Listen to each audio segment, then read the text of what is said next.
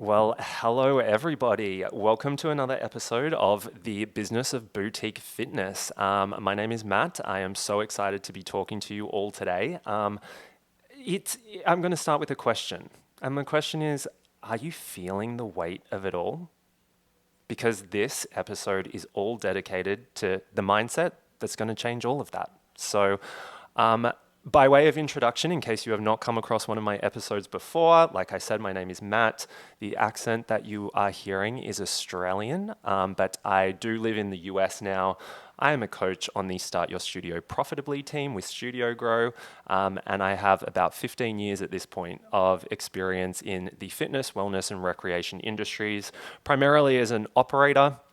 Um, and I am very passionate about mindset, the psychologies, and just everything that we need to do in our head, above the shoulders that matter when making a successful business. I often say if I had my time over again and I was leaving high school, if I didn't go into fitness, I would have gone into psychology. I'm fascinated about what makes people tick and human behaviors and just why we are the way that we are. So I'm going to be digging into how you can reframe your mindset today to turn that into some tangible results for yourself. So, like I said, I know we're talking about mindset, but the first thing I want to talk to you about is something a little bit more practical, right? Because I do very much believe that our physical and practical realities, they make a big impact on our mindset, right? Sometimes it can be tough when everything around us is not great to keep that positive attitude. So, the first thing I want to remind you of is that you are not supposed to do all this alone, right? You do not have to be a one man, one woman show, right? Let's get you support. If you are genuinely sinking, then mindset can play a little role in making you feel a little bit better around that, but it's ultimately not going to fix the major problem here. So remember the power of delegation. Remember your support networks, right? List out what you're currently doing and what you're currently drowning in and see what tasks you can hand off, right? So I want to be really practical initially, because if we can lighten your load in terms of your to-do list and your daily operations, then it's just going to free up some capacity for you to work on your mindset as well. So where do we start? Right? Where do we start when we're talking about mindset? The first thing we need to do is we need to look inwards, right? We really need to know ourselves and we need to have some really honest conversations with ourselves. So one thing that I really like to do is a personality test, right? I know this gets thrown around a lot, but in doing the 16 personalities test, you can learn so much about yourself, right? Obviously, everyone's nuanced. Not every single person fits into 16 categories of personalities, but what you will see is that there is a lot of common threads with this sort of stuff, and they give you some awareness strategies and just some general strategies that you can put in place to kind of boost up some of the gaps that you might have or some of the opportunities, but also really flex your strengths and really understand the mindsets that resonate with you and the things that are going to get those good results. So starting with that, another thing that I really like over the course of my career, I have been referred to countless podcasts on leadership and by this CEO and that CEO. And I have to be completely honest with you, not necessarily the best at auditory learning. I'm much more of a visual person, but even then, something really needs to capture my interest. And I struggle a little bit with some of those podcasts. I can find them a little bit dry, right? But what did work for me that is directly influencing my performance at work is some podcasts around philosophy, right? Thinking about mindset focused podcasts and, podcasts that really dive into human behavior and why we are the way that we are and philosophical concepts, they can also really help you. So that could be an interesting exercise for you to explore. So when we talk about mindset and reframing it, what does that actually mean, right? So it can be as basic as just changing your inner dialogue and replacing certain words with other words, right? So I give you an example. Maybe you're having some difficulties with your staff team, right? And leading them is just, it's trying you, okay? You're waking up each day and you're just feeling a little bit overwhelmed. Remember that you have the privilege of getting to lead people. It's not that you have to lead people, right? Even just replacing that have to with get to, subconsciously that can have a huge influence in terms of how you approach your day and the perspective that you have when you're tackling these tough situations, right? And it's good to keep it at the forefront of your mind. So often when we end up in those situations, we have a very, it's a tangibly emotional, visceral kind of response to some difficult things, but it's all up here, right? So if we remember to reframe how we're approaching these things and our inner dialogue is a little bit different, our body responds to that. So what I can suggest on this one, write down a pressure that you're experiencing, right? Something that's just really kind of weighing you down right now. Put it in a sentence, okay? And then rewrite the sentence in a reframed way. Okay, do that as an exercise and start to condition yourself on how you can think differently so that you're approaching these situations differently, right? Another one that I think is a really difficult one for us is we often carry a lot more than we should. And I kind of spoke about this at the start, but going from a position of control to trust, right? If we want to control everything and we want to take absolutely everything on because we're not trusting that anyone could do it the way that we do or produce the same results that we do, we are finite in our time and energy, right? You know, there's a saying which I actually really don't like, which is you have the same amount of hours in the day as Beyonce, okay? And I get that that is supposed to be a motivational, go be the best kind of thing, but what it doesn't take into account is that Beyonce doesn't have to cook for herself. She doesn't have to grocery shop. She can probably pick her kids up from school when she wants to, but she doesn't have to. So if we can't trust that other people are going to support us and do things for us, then we don't have a lot of the capacity that we could have. So trust your systems, right? If you don't have the systems, put them in place. Put those guardrails in so that you can be confident that what you are handing over is going to be done to your expectations in the way that you want. What this is going to do is free up some mental capacity for you as well, right?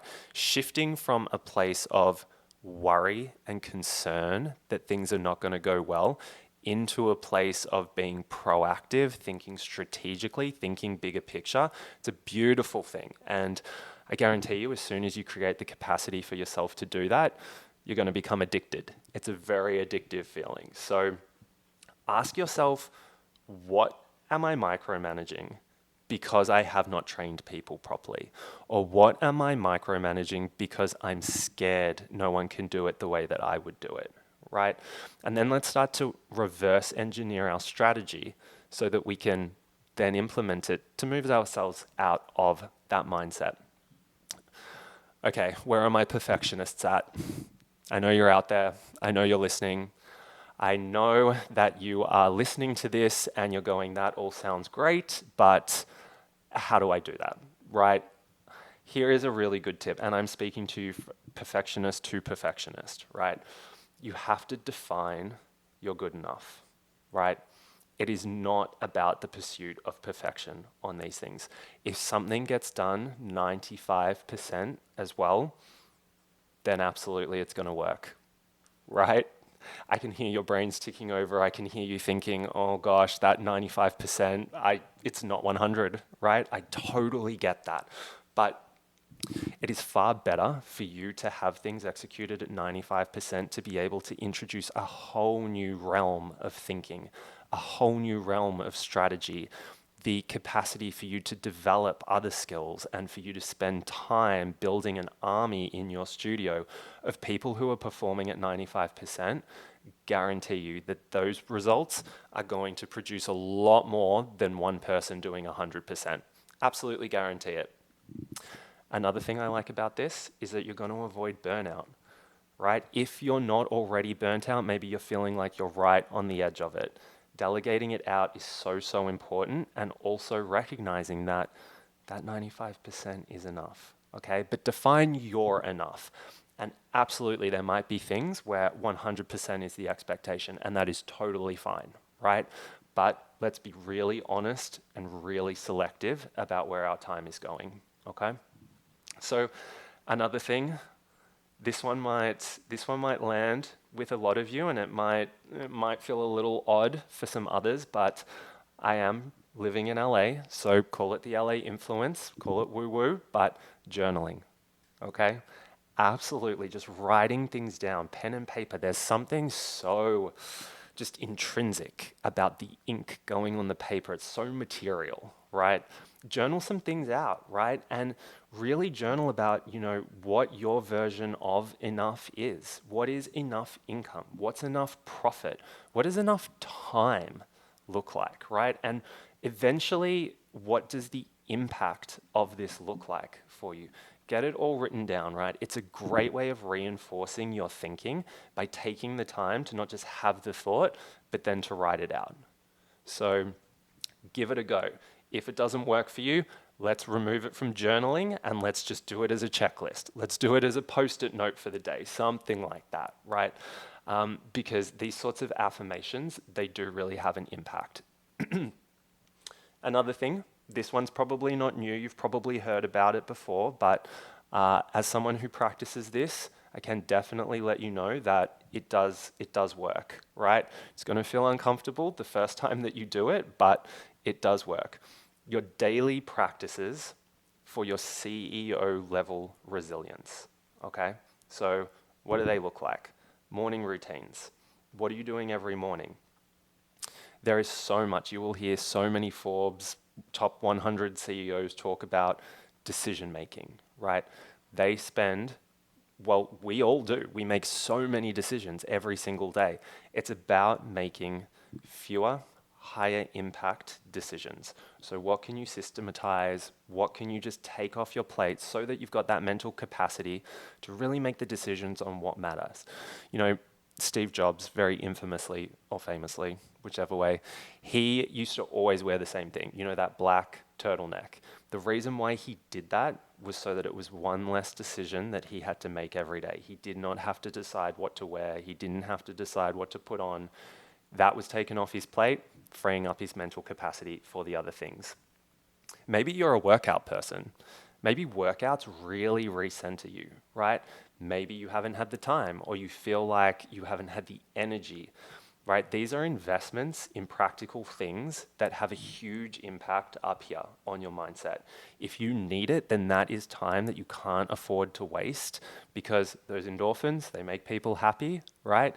You just relieve all that stress and all that anxiety. That is an investment that is going to have a really solid return on it, right? Because if you can get yourself in the right mindset, your decisions are going to be easier.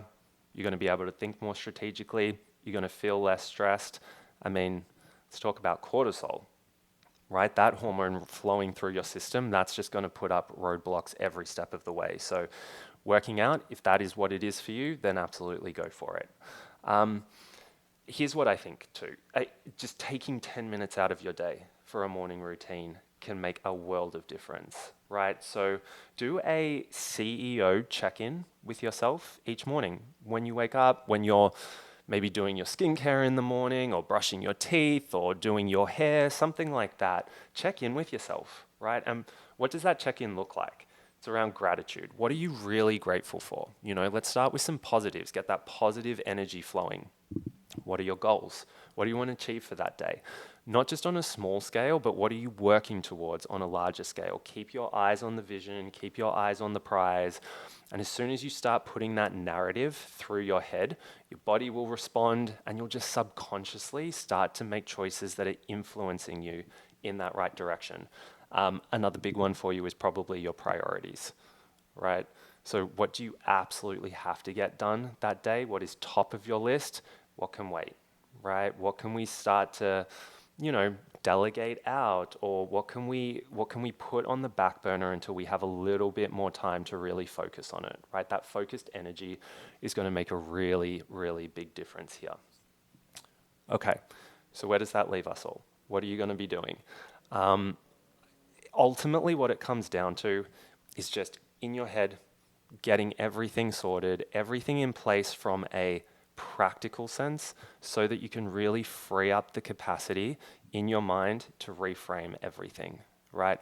I don't want to hear negative thoughts, right? One of the best things that my mum taught me when I was growing up as a chronic anxiety sufferer, right? Panicking about everything as a teenager. Any time a thought started with, what if, as someone who was worried about everything, I had to stop her, right? Well, what if this goes wrong? Or what if that fails? Or what if it doesn't work out? What ifs are out of the question, right? It's not going to be a what if, it's going to be when this works. Or when I do this and it's successful, right? The power of that language in your mind is just going to change everything. So start small. It doesn't happen overnight, right? It is an entire process to take yourself through, but the smallest things can make the biggest difference, okay? And this is one that you can pull the trigger on right away. You can start changing your thinking and reframing your mindset. Thank you so much for joining me today. It's been an absolute pleasure. Again, my name is Matt, and wherever you are listening to us today, watching, please make sure you like, subscribe, follow, and even share, because I'm sure we all know someone in our lives who could benefit from a little bit of mindset reframing. Thank you.